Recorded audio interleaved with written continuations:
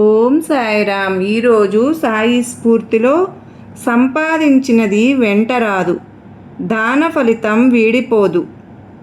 మరి మన జీవకోటికే లేని బుద్ధి అనే అపూర్వ వరాన్ని మరి ఎక్కడా కూడా ఏ జీవికి లేకుండా భగవంతుడు మానవులకు ప్రసాదించారు.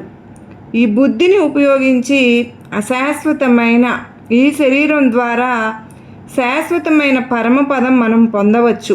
కానీ మనిషి కళ్ళకు స్వార్థం అనే పొరలు కమ్మి ధనము, భోగాలు విభ్రమాన్ని కలిగిస్తూ ఉన్నాయి.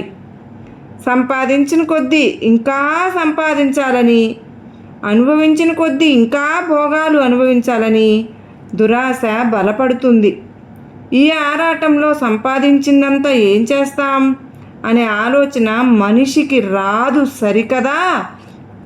విచిత్రం ఏమిటంటే ఎవరైనా సరే చనిపోయినప్పుడు కలిగిన శ్మశాన వైరాగ్యం ఇంటికి చేరేలోగానే అంతరించి మళ్ళీ మనం ధన సంపాదనలో పడిపోతూ ఉన్నారు నేటి మనుషులు.